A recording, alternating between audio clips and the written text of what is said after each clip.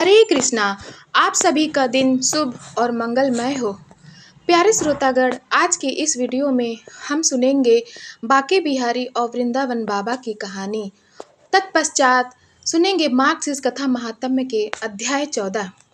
तब चलिए आरंभ करते हैं। वृंदावन में एक बाबा रहते थे जो भगवान श्री कृष्ण और श्री राधा रानी की पूजा किया करते थे। एक बार की बात है, बाबा संध्या वंदन के बाद कुंज वन के रास्ते जा रहे थे। रास्ते में जब बाबा एक पेड़ के नीचे उतरे तो उनकी जटा पेड़ की जटाओं में उलझ गई। सुलझाने का बहुत प्रयास किया गया, लेकिन समस्या का समाधान नहीं हुआ। महात्मा वह आसन जमा कर बैठ गया कि अगर जिसने इसका पालन किया है वह इसे सुलझाने आएगा तो ठीक, वरना ऐसे ही बैठा रहूंगा और प्राण त्याग दूंगा। बाबा को आए 3 दिन बीत गए।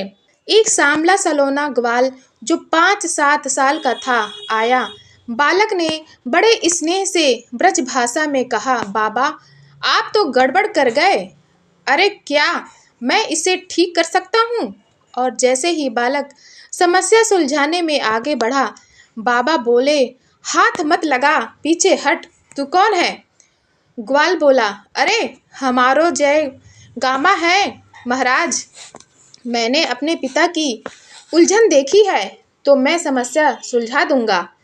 हटो या चले जाओ। जिसने समस्या का समाधान कर लिया है वही उसका समाधान करेगा। अरे महाराज, तो चलो बाको नाम लेकर आओ, बुलावा लाओ, बुलावा लाओ। बाबा बोले, तुम जाओ, हम नाम नहीं बताते। कुछ देर तक तो लड़का बाबा को समझाता रहा, पर जब बाबा नहीं माने तो ग्वाल से देवी भक्ति बिहारी मुरली बजाते हुए निकली। सांवरिया सरकार बोले, महात्मा मैंने बात उलझा दी तो मैं आया। और सांवरिया सरकार बोले, महात्मा मैंने बात उलझा दी तो मैं आया। और जैसे ही सांवरिया समस्या सुलझाने में आगे बढ़े, बाबा बोले, हाथ मत लगाओ, हाथ मत लगाओ, पीछे हटो। पहले बताओ तुम कृष्ण कौन हो? बाबा की बातें सुनकर श्री कृष्ण ने सोचा, अरे कृष्ण 10 से 5 क्या होते हैं? श्री कृष्ण कहते हैं जिसका अर्थ है कृष्ण। बाबा बोले, देखो श्री कृष्ण अनेक हैं। एक देवकी नंदन श्री कृष्ण है, एक यशोदा नंदन श्री कृष्ण है, एक द्वारकापुरी श्री कृष्ण है, एक नित्य कुंज बिहारी श्री कृष्ण है। श्री कृष्ण तुम्हें कौन चाहता है? बाबा बोले, मैं निकुंज बिहारी श्री कृष्ण का निरंतर उपासक हूँ। श्री कृष्ण बोले, मैं वही हूँ, अब मैं इसका समाधान करूँ।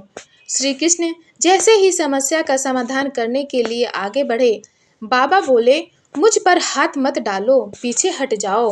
हे नित्य निकुंज बिहारी, किशोरी जी के बिना, मेरे स्वामी श्री राधा रानी के बिना एक क्षण भी नहीं ठहरते और आप अकेले खड़े हैं। बाबा का ऐसा कहना था कि आकाश में बिजली चमक उठी और वे श्री वस्तुनु नंदिनी वृंदावनीश्वरी श्री राधिका बाबा के सम्मुख प्रकट हो गए और बोले, हे बाबा मैं ही भगवान श्री कृष्ण हूँ और श्री कृष्ण ही राधा है, हम दोनों एक हैं। अब युगल सरकार का दर्शन पाकर बाबा आनंद भाव विभोर हो गए। उनकी आंखों से आंसू बहने लगे। अब जैसे ही श्रीधर और श्री कृष्ण समस्या का समाधान करने के लिए आगे बढ़े, बाबा गदगद होकर गिर पड़े और बोले, प्रभु अब निर्णय करो कि क्या करना है, अब जीवन का निपटारा करो। बाबा ने ऐसी प्रार्थना की और अपने शरीर को दंडवत प्रणाम किया। बोलिए श्री बांके बिहारी लाल की जय, राधा रानी की जय। चलिए अब सुनते हैं मार्क्सिस्ट कथा महात्म्य अध्याय 14। श्री भगवान ने कहा, फिर मार्क्सिस्ट मास के शुक्ल पक्ष की द्वादशी तिथि को प्रातः काल में बुद्धिमानों द्वारा विधि पूर्वक अर्पण और पूजा अर्चना के साथ मत्स्य उत्सव मनाया जाना चाहिए। मार्क्सिस्ट मास की 10वीं तिथि को भक्त को संयम पूर्वक भगवान की पूजा करनी चाहिए। बुद्धिमान भक्त को तत्पश्चात पवित्र अग्नि में विधि पूर्वक हवन करना चाहिए। स्वच्छ वस्त्र धारण करके प्रसन्न मन से पवित्र हव्य पकाकर 5 कदम चलें, फिर अपने पैर धोएं, फिर क्षीर वृक्ष की 8 अंगुल लंबी टहनी लेकर दांत साफ करें। तत्पश्चात ध्यान पूर्वक आचमन संस्कार करें। फिर वह संपूर्ण आकाश का अवलोकन करता है और लौह गदा धारण किए हुए मुझ प्रभु का ध्यान करता है। वह मेरा ध्यान ऐसे करता है जैसे मैं पीत वस्त्र धारण किए हुए हूँ, मुकुटधारी हूँ, शंख चक्र और लौह गदा धारण किए हुए हूँ, कमल के समान प्रसन्न मुख वाला हूँ और सर्वांगीण लक्षणों से युक्त हूँ। इस प्रकार ध्यान करने के बाद मनुष्य हाथ में जल लेकर सूर्य के मध्य में स्थित भगवान का ध्यान करे और हाथ में जल लेकर अर्घ्य दे। उस समय हे चतुर्मुख उसे यह कहना चाहिए, हे पुंडरीकाक्ष, मैं एकादशी के दिन निराहार रहूंगा और अगले दिन भोजन ग्रहण करूंगा। हे अच्युत, ऐसा कहकर उसे उसी दिन रात्रि में मेरी मूर्ति के समक्ष विधि पूर्वक स्वयं ही नारायण को नमस्कार शब्दों का उच्चारण करना चाहिए। फिर प्रातःकाल समुद्र से मिलने वाली किसी नदी या किसी अन्य नदी या सरोवर के पास जाकर या घर में ही रहकर वहां से शुद्ध मिट्टी ले आए। मिट्टी लेने के बाद मनुष्य को निम्न मंत्र से भगवान को नमस्कार करना चाहिए और शुद्ध हो जाएगा। मिट्टी लेने का मंत्र, हे देवी पृथ्वी, आपके द्वारा ही समस्त जीव सदैव जीवित और पोषित रहते हैं। हे शुभेच्छु, इसी सत्य से मेरे पाप का नाश करो। हे पृथ्वी, मेरे पापों का नाश करो। ब्रह्मांड के अंड के भीतर जितने भी तीर्थ हैं उन सभी को देवताओं ने अपने हाथों से स्पर्श किया है, इसलिए मैं उनके द्वारा स्पर्श की गई तथा आपसे ली गई इस मिट्टी को अपने हाथों में लेता हूँ। हे वरुण, सभी रस आप में निरंतर विद्यमान है, अतः इस मिट्टी पर प्रवाहित होकर इसे पवित्र करो, विलंब न करो। इस प्रकार मिट्टी और जल से तृप्त होकर उसे मिट्टी के पूरे ढेले से 3 बार अपने शरीर पर मलना चाहिए, फिर उसे जल में धो लेना चाहिए। मनुष्य को सदैव इसी जल से स्नान करना चाहिए। मगरमच्छों और कछुओं से दूर उसे स्नान करना चाहिए, आवश्यक अनुष्ठान करने चाहिए और फिर मेरे धाम जाना चाहिए। वहाँ हे महान योगी, उसे भगवान नारायण हरि को प्रसन्न करना चाहिए।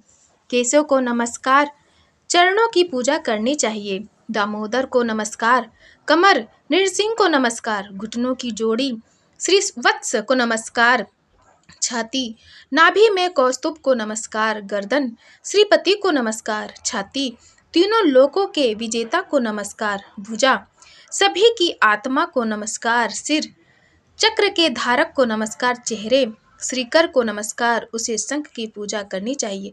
गंभीर को नमस्कार, लोहे की गदा, शांत मूर्ति को नमस्कार, कमल। इस प्रकार देवों के स्वामी भगवान नारायण की पूजा करने के बाद बुद्धिमान भक्त को भगवान के सामने 4 कलश रखने चाहिए। उन्हें जल से भरकर श्वेत उपटन और चंदन से लेप करना चाहिए। उन पर पुष्प मालाएं रखनी चाहिए। उन पर आम के कोमल पत्ते रखने चाहिए। उन्हें श्वेत वस्त्र में लपेटना चाहिए। उन पर सोने के टुकड़ों से भरे और तिल के बीजों से भरे तांबे के बर्तन रखने चाहिए। 4 घड़ों को 4 समुद्रों के रूप में प्रतिष्ठित किया गया है। भक्त को इन घड़ों के बीच में एक आसन रखना चाहिए, जिसके बीच में कपड़ा बिछा हो। उस पर सोने, चांदी, तांबे या लकड़ी से बना एक पात्र रखना चाहिए। यदि पूर्वोक्त प्रकार का पात्र उपलब्ध न हो तो पलाश के पत्तों का एक प्याला रखना चाहिए। पात्र में जल भर कर रखना चाहिए। सोने से भगवान जनार्दन की मछली के रूप में एक प्रतिमा बनाकर उसमें स्थापित करनी चाहिए। उसमें देवों के स्वामी की समस्त वस्तुएं रखनी चाहिए। उसे वेदों और स्मृतियों से अलंकृत करना चाहिए। उसकी शोभा बढ़ाने वाले अनेक प्रकार के खाद्य पदार्थ, फल और पुष्प रखने चाहिए। गंध, धूप और वस्त्र से भगवान की विधि पूर्वक पूजा करनी चाहिए। हे मत्स्य रूपी प्रभु, जैसे पाताल लोक में ले जाए गए समस्त वेदों को आपने ऊपर उठा लिया, वैसे ही हे केशव, मुझे भवसागर से छुड़ाइए। ऐसा कहकर उसके समक्ष जागरण करना चाहिए। पर्व अपनी अपनी संपत्ति के अनुसार मनाया जाएगा। जब दिन निकल जाए तो चारों बर्तन 4 ब्राह्मणों को दे देने चाहिए। पूर्व दिशा में रखा हुआ पात्र किसी बहवृग ऋग्वेद के ज्ञाता को दिया जाना चाहिए। दक्षिण दिशा में रखा हुआ पात्र किसी छांदोग्य को दिया जाना चाहिए। पश्चिम दिशा में रखा हुआ उत्तम पात्र किसी यजुर्वेद के पारंगत व्यक्ति को दिया जाना चाहिए। उत्तर दिशा में रखा हुआ पात्र किसी को भी जो चाहे दे देना चाहिए। यह विधि है। पात्र देते समय उसे यह कहना चाहिए, ऋग्वेद पूर्व में प्रसन्न हो, सामवेद दक्षिण में प्रसन्न हो, यजुर्वेद पश्चिम में प्रसन्न हो और अथर्ववेद उत्तर में प्रसन्न हो। गुरु को विधि पूर्वक तथा उचित क्रम से सम्मानित करके गंध, धूप आदि तथा वस्त्र देकर मछली की स्वर्ण प्रतिमा उन्हें देनी चाहिए। आचार्य को चाहिए कि वह मेरे द्वारा बताए गए मंत्रों से ही समस्त गुप्त पूजा विधि सहित सभी कार्य संपन्न करे। विधि पूर्वक दान देने पर दानकर्ता को करोड़ गुना फल प्राप्त होगा। जो नीच मनुष्य गुरु की प्राप्ति होने पर भी मोहवश उसके विपरीत आचरण करता है, वह करोड़ों योनियों में नरक में पकाकर अर्थात यातना देकर भोगता है। जो आज्ञा देता है उसे बुद्धिमान लोग गुरु कहते हैं। उसे द्वादशी के दिन आज्ञा के अनुसार सब कुछ देकर मेरी पूजा करनी चाहिए। उसे ब्राह्मणों को भोजन कराना चाहिए और अपनी क्षमता के अनुसार उन्हें दान देना चाहिए। अच्छी तरह पका हुआ सुसज्जित भोजन प्रचुर मात्रा में होना चाहिए। तत्पश्चात स्वयं ब्राह्मणों के साथ भोजन करना चाहिए। उसे अपनी वाणी और इंद्रियों पर पूर्ण संयम रखना चाहिए। हे सत्य पुरुषों में श्रेष्ठ, उस मनुष्य के लाभ और पुण्य के बारे में सुनो जो इस विधि से मत्स्य पर्व मनाता है। हे महान पुण्य कर्म करने वाले, यदि किसी के 10 लाख मुख हो और ब्रह्मा के समान आयु हो तो वह इस पुण्य कर्म के लाभ का वर्णन कर सकता है। जो मनुष्य भक्ति पूर्वक इस उत्तम द्वादशी कल्प का वर्णन या श्रवण करता है वह समस्त पापों से मुक्त हो जाता है। प्यारे श्रोतागण, मार्गशीर्ष कथा महात्म्य का अगला अध्याय जानने के लिए आप हमारे चैनल सनातन कथा संग्रह को लाइक करें, शेयर करें और सब्सक्राइब करें। धन्यवाद।